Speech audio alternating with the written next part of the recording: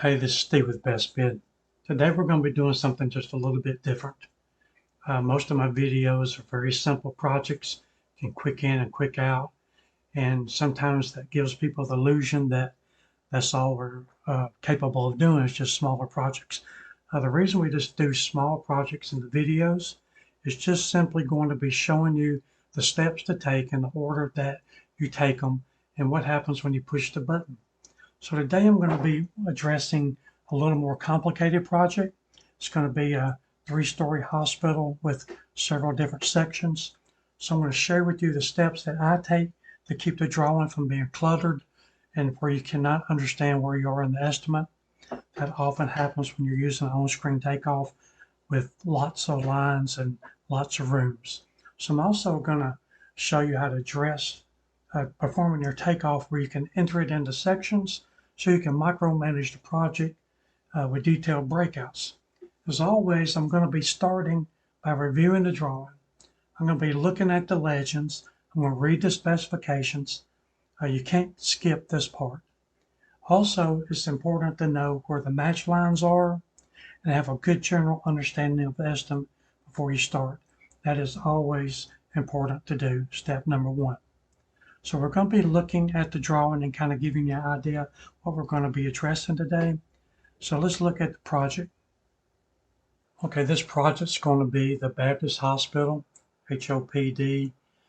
There's a first floor, second floor, and a basement where most of the main distribution panel is.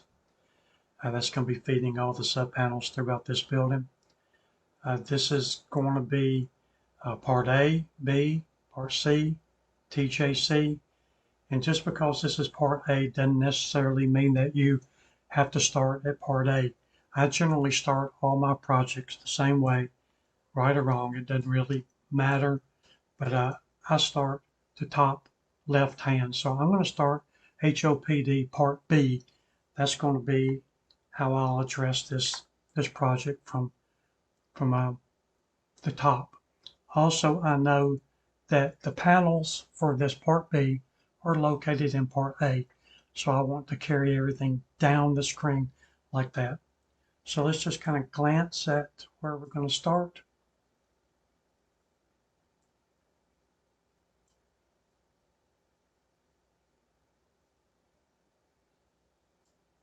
Okay, so here is the top left of the job. So I would go to select the group, select receptacles, and then I would count these receptacles. That'd be my first step in this project. I've already counted them, so let's just review that. So that's all the receptacles in this project. I can just kind of go over and review just a little bit.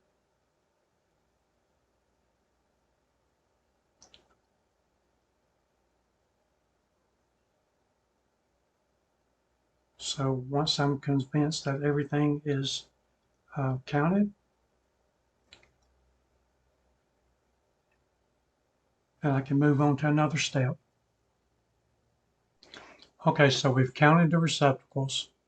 These are the outcomes. And this is the breakout, HOPD B receptacles. So it's pretty easy to understand. We do this just like we would a very small job with one room. We just break it out. We take it a step at a time. We've counted the receptacles. I want to review the legend because show you how important it is. This particular symbol right here is 9 times out of 10 going to be a GFI outlet. But in this particular plan, it's just a special height. So it's important to look, not be nervous, just important to look and just review your legends. Now, so I'm ready to move on to section A to count the devices or receptacles specifically. Before you leave the page, you always want to hide all so they don't bleed through on the other page. I'm going to select A. And one of the first things I want to do, or I've already done it, is I have went across the match line. So column line F is the match line, so I only will be working with the things below F. So this is going to be receptacles for HOPDA. So I've counted them, and we'll record them. This is going to be the panel room where everything in these two sections go back to.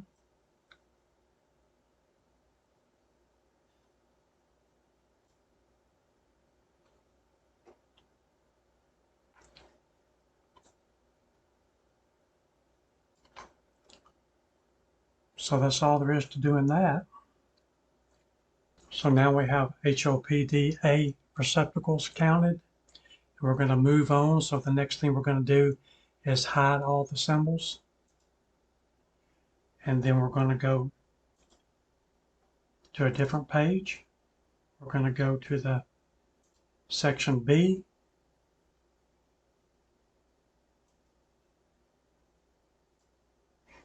Now we're going to do some measurements. So moving to the measurements, I'm going to give you a little rundown of kind of what we're going to be doing.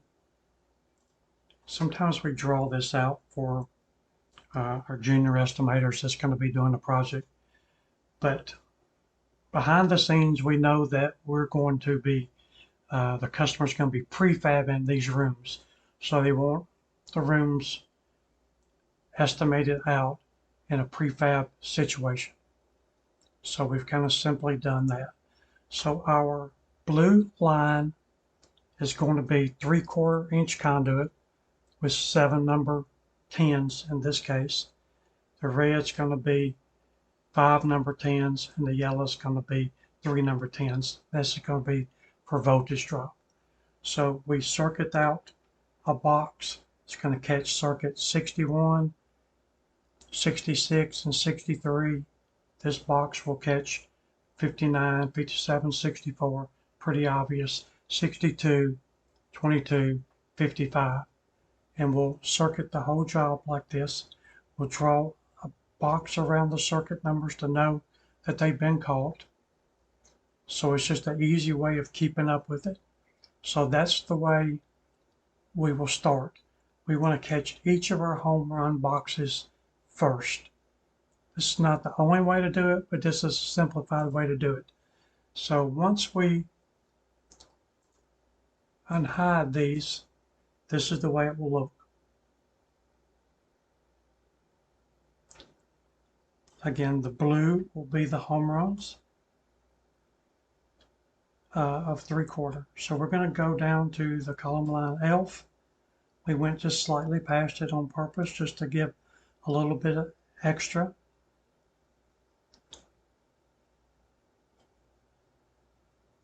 So each color represents a different conduit.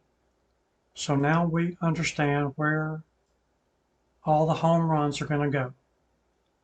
These will be all the home runs for section B. So shortly we're going to start measuring the home runs for section A. But first, we want to record what we've done from B.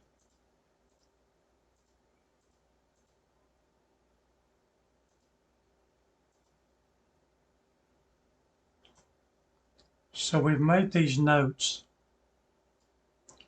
1/2 inch with 3 number 10s times 2, 3/4 with 7 number 10s times 6, 3/4 with 5 number 10s times 15. So we could just start, and we could start like with this one, 3/4 with 5 number 10s times 15. We could physically draw in 15 runs all the way to the panels. That is one way of doing it.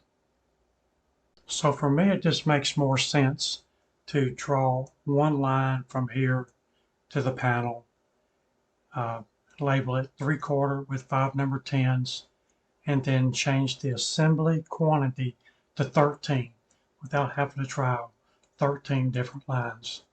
So you do that just by starting on measure. Let's start with the 3/4 with 7 number 10s. That's this top one. We're going to be starting on the elf.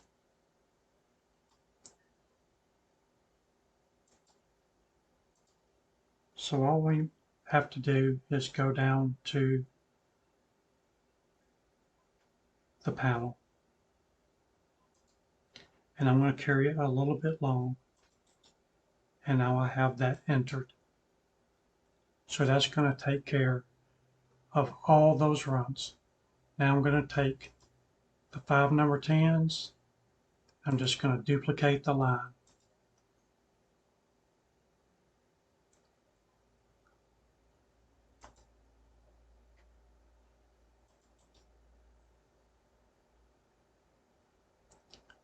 So that takes care of all those and the 13 runs here. So now you have the 3/4 with 7 number 10s. So I have that highlighted. I just would do the exact same thing. And I'm carrying these slightly a little bit long.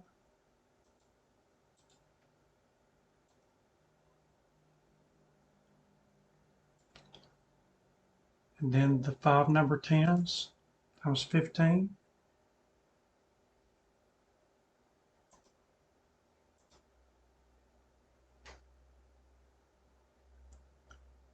Going the wrong direction on purpose here to show you that you can hit the escape key and it will take it back to the last measurement.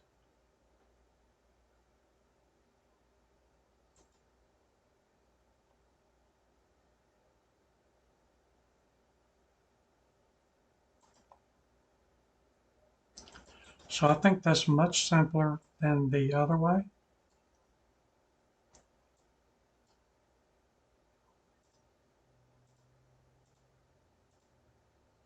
So I just would carry on and repeat this process, but I would only have one line instead of the 15 lines to contend with. So that will take care of all the home runs from section B. We're only dealing with home runs at this point. So this is all the home run groups completed.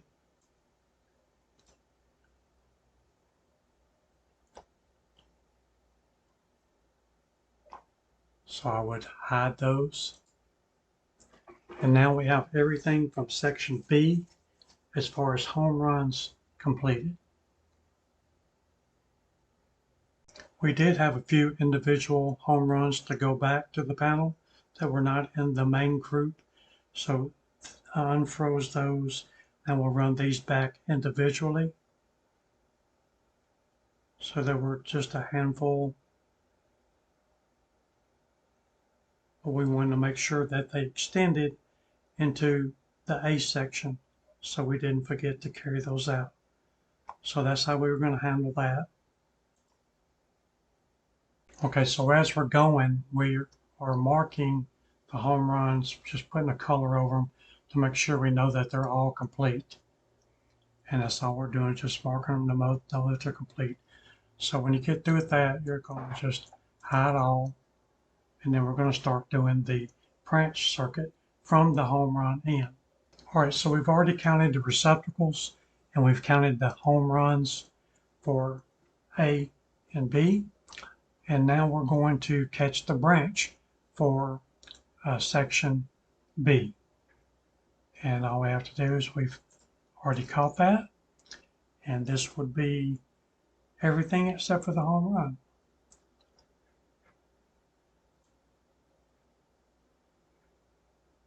So it's pretty easy to clean this up where you can see what you're actually doing. So that's how you would do the branch past the home run. So we've finished the home runs in section A, and I'm going to unfreeze the home run marks to show that we've completed each of these home runs. And We've called all of these. So now all the home runs in this section are complete. We're in section A. So we've counted all the receptacles in A and B, the home runs in A and B, and the branch in section B. Now we just need to catch the branch in section A. So now we're going to include the branch in section A, and we'll just put that in there, and there's our match line. And we'll make sure that all of our home runs are marked, and we've already done that. So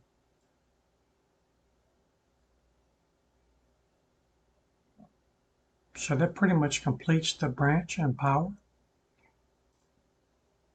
So now we're looking at HOPD Part C. And it looks like a very simple defined straight line. But when you look at the match lines for B,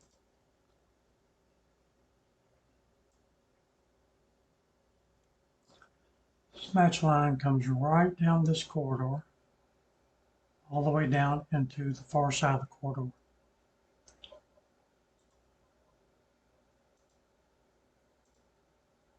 But when you get to A,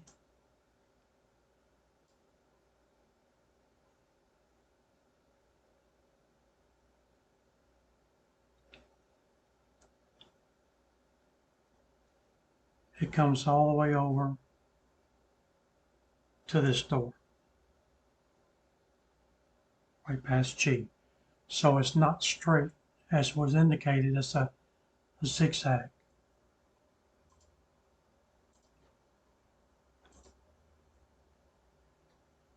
So this would be coming down on our B, and then this section below here is the A. It's coming down to that outside door that we looked at on the other page. Another thing that is a little bit misleading about this section C is there's no 1NL1 or L2 in the drawings here. So I had to go through all the drawings and find this normal power electrical room breakout, and then I imported it into these drawings as the core and shell drawing, which we'll talk about later. So this is the drawing that's right next to the emergency room.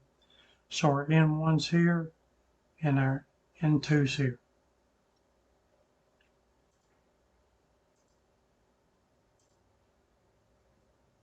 So N1, N2, it's going to be right there. So there's a little bit of a lookup. Okay, now that we have the match line figured out, and we've gone through all of these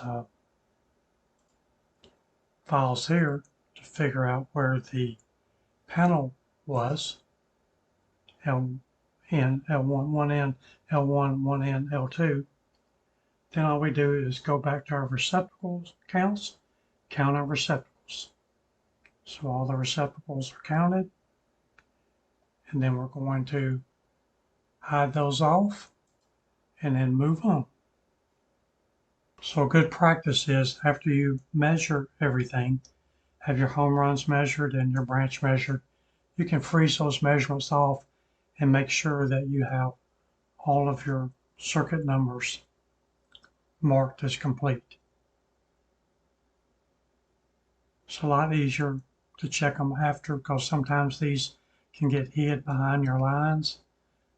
So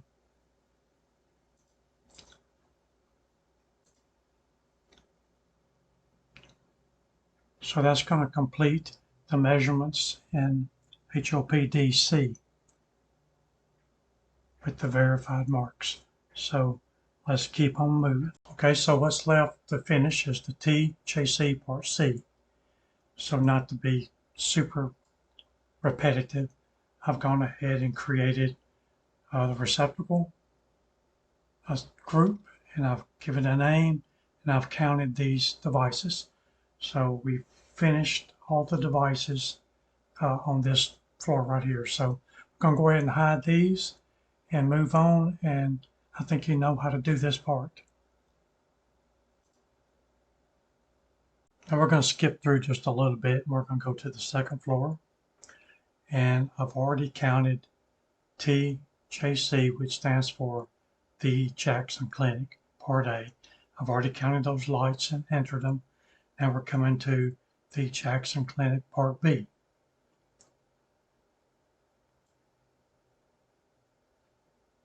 So you just would select the group, lighting, of course. I would enter a key phrase, the Jackson Clinic, Part B.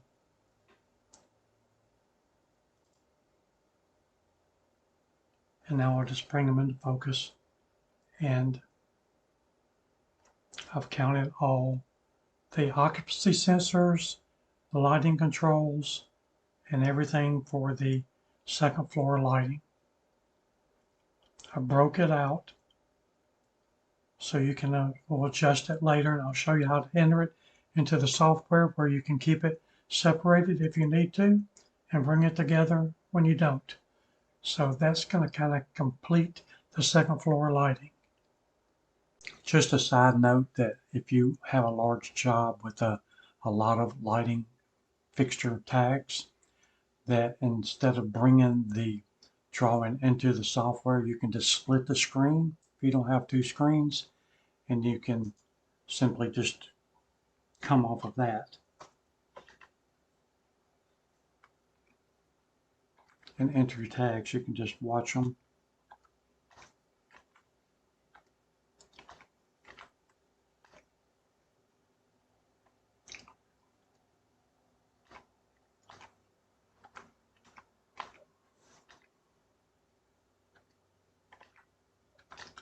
So it makes it a lot easier. And you can scroll the second screen up and then get your second view. But yeah.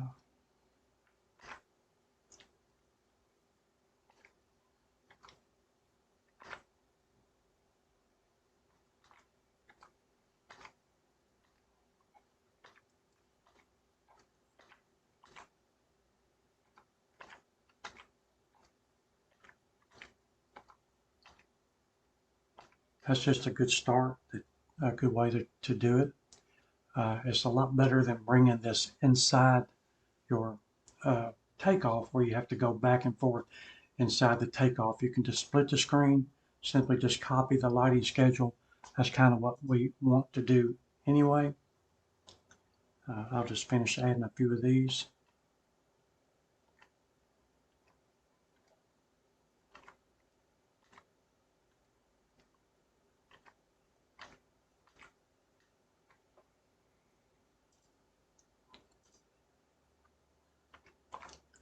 So that's just some little tip. It's kind of a little bit out of sequence of this job, but maybe this will help you in the future.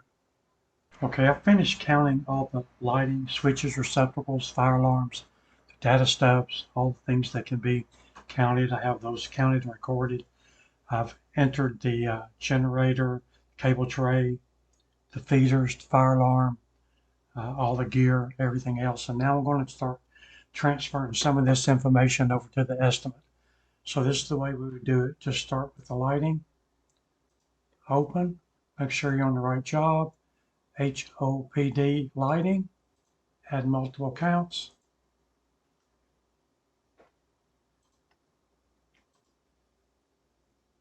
save, assembly details, and they're entered.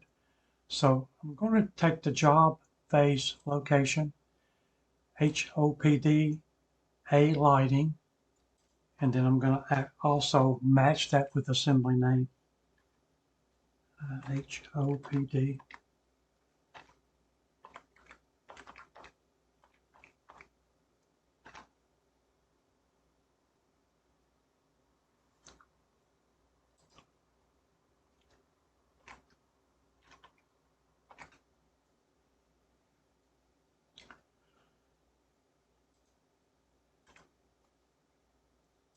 Save, So now I have that broken out into HOPDA lighting.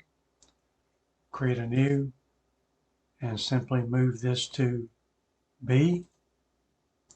Open the multiple counts. Enter them. Save. Select HOPDB lighting. Duplicate that tag. HOPDB lighting.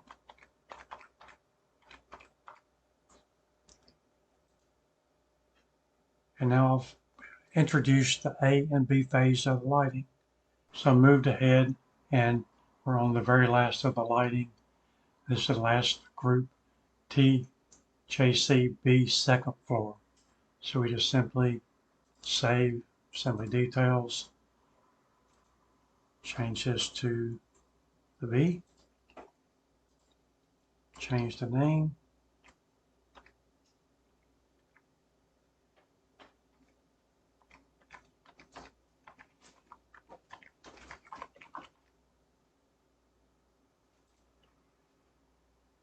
so that's it. We've entered all the lighting for all the phases.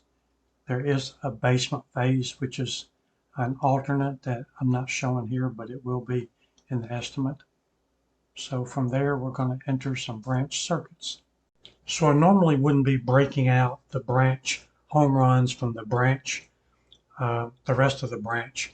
But in this case, as I said before, the customer's already said that they're going to take the branch past the home run and we're going to convert it to MC cable at a later date, and they're going to prefab all the rooms past the home run. So I'm having to break out the home runs and then the rest of the branch, and then they've requested a breakout of the HOPD A, B, and C, TJC first floor, TJC A second floor, and TJC B second floor. And now I've just received a revision that says they also want a complete breakout of the first floor and a complete breakout of the second floor.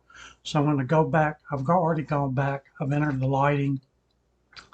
That's going to be just as simple as I'm going to add a different identification. It's going to be location first floor. So that's the way that's going to work.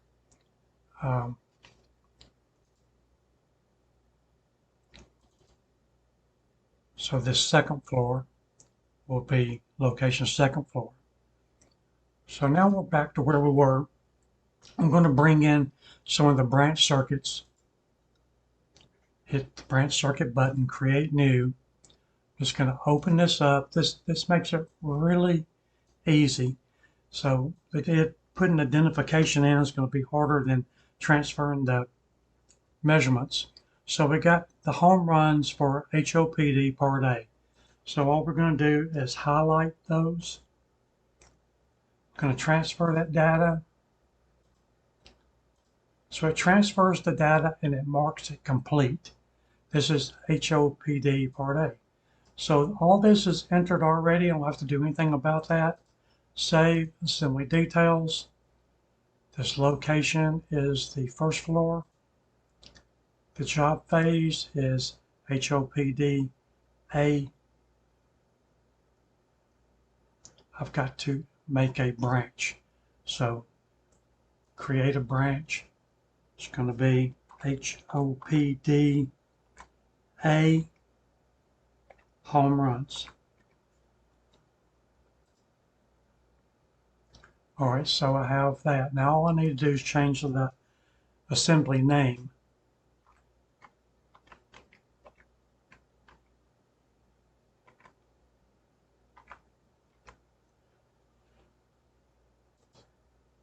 So now everything is entered for the HOPDA home runs. So we're going to enter the HOPD A branch. It's just as simple as highlighting these, hitting transfer, clicking yes a couple times. It's already transferred. I've already pre-selected the title and the floors. So I'm going to create a new, and then we're going to go to the HOPDB home runs, simple as highlighting those, transfer. It's already marked.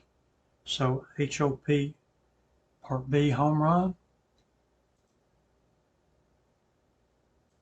It's first floor.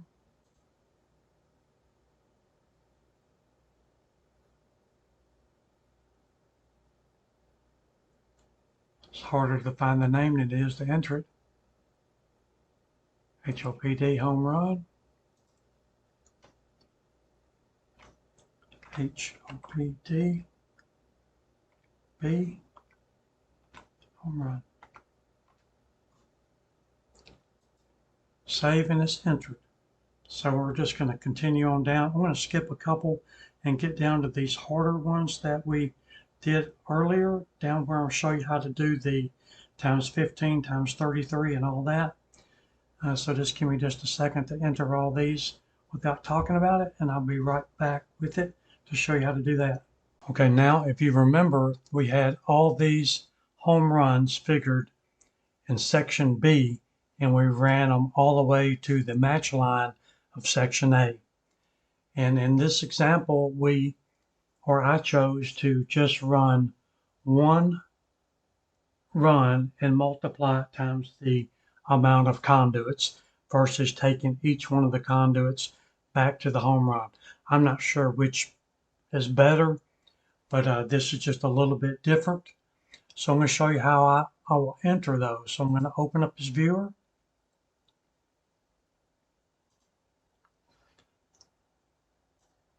I'm just open it a little wider so we can see what's going on. One thing I love about this new Best Bid Next Generation, all these are already marked, so I don't have to wonder if they are entered into the estimate. They're going to be entered all the way down to here.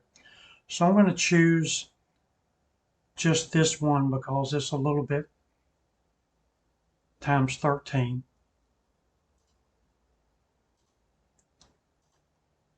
All right, so it transferred over to here. So I would hit save, assembly details. I've already filled this out just to save times. Now, what I would do is change the quantity to 13. And now I've entered all of that. Again, I don't know if it's quicker or easier. It's just less confusion, less lines on the plan. So that's the way you would do it. So each of these entries is going to be the same motion. So I'm just going to go through this one more time, and then we'll skip through the rest of them. So I'd open up the measure again. And I just would go ahead and do the very top one.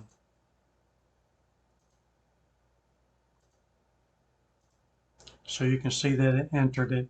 I'll just take this out of the way. Save, assembly details. It is first floor.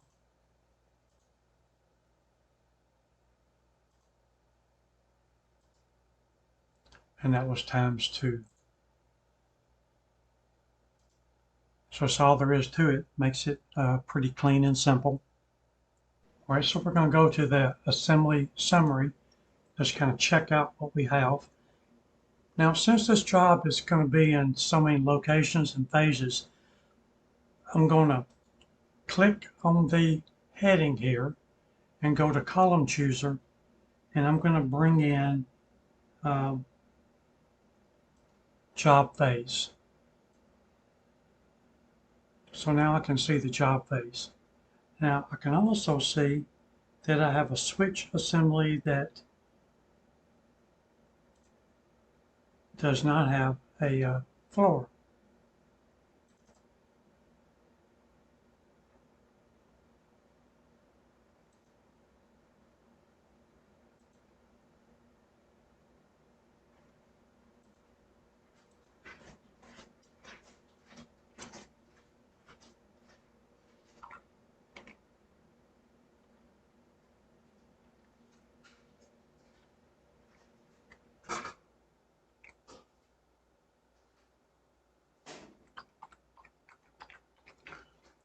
There's only a couple switches that are not, um, there's only a couple switches that are not uh, motion controlled. So I'm just going to call this switch assembly and we'll come back to it.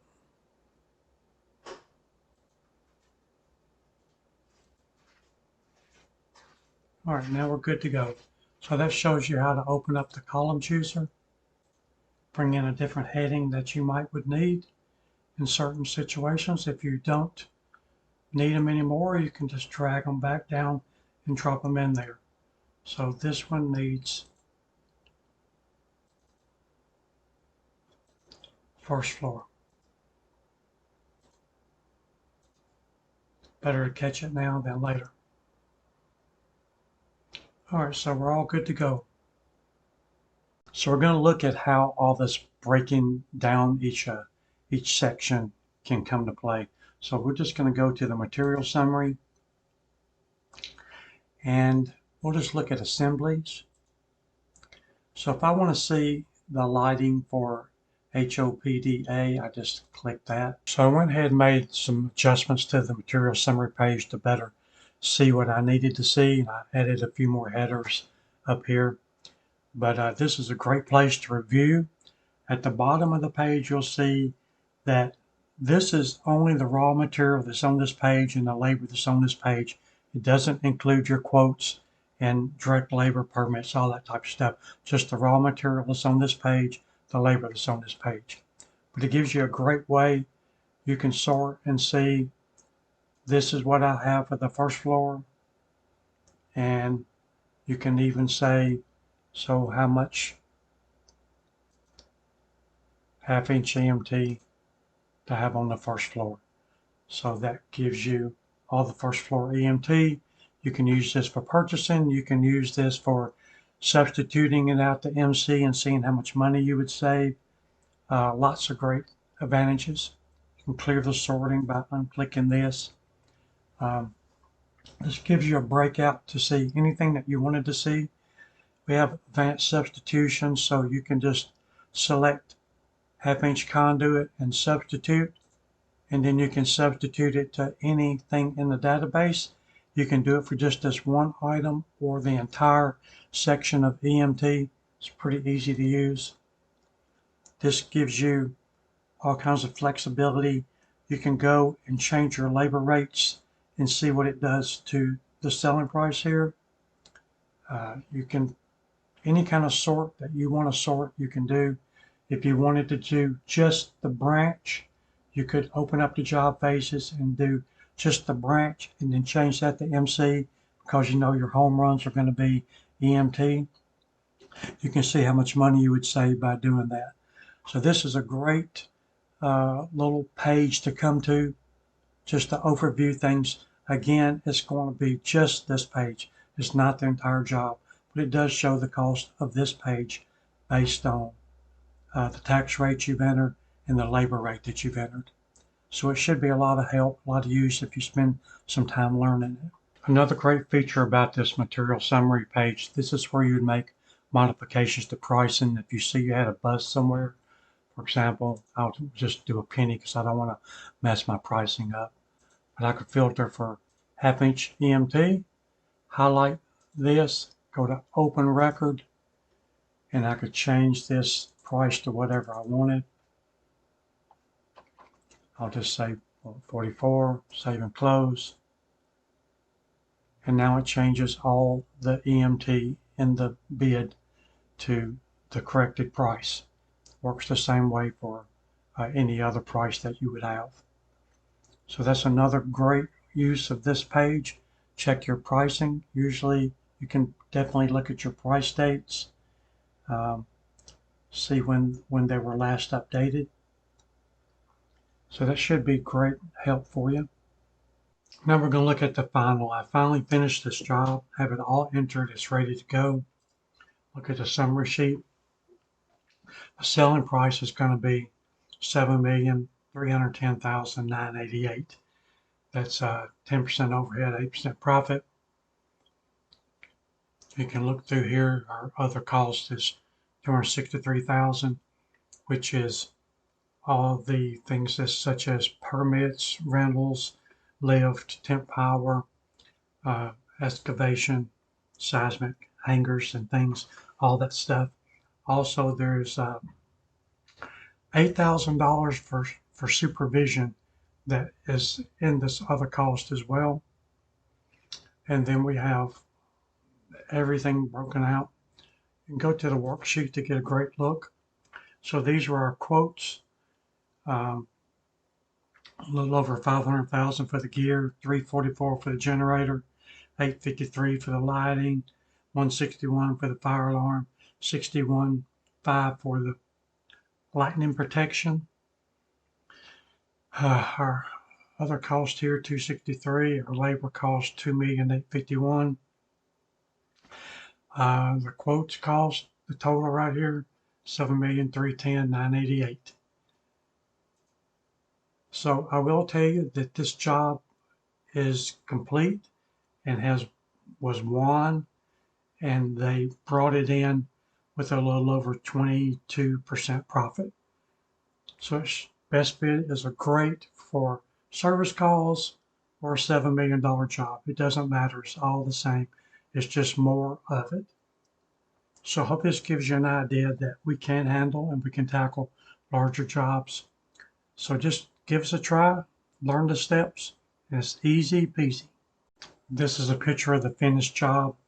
Honestly, the hardest part of this project was there's a basement that has all the main switchboards in it, and feeding all the sub panels from the basement was probably the hardest part, with all the fire caulking and sleeves that were required by this engineer, and the waterproofing for coming in below ground. That was probably the hardest part. The rest of it was really easy and quick. Uh, Hope you enjoyed the video. If you have any questions, please feel free to reach out. Have a blessed day.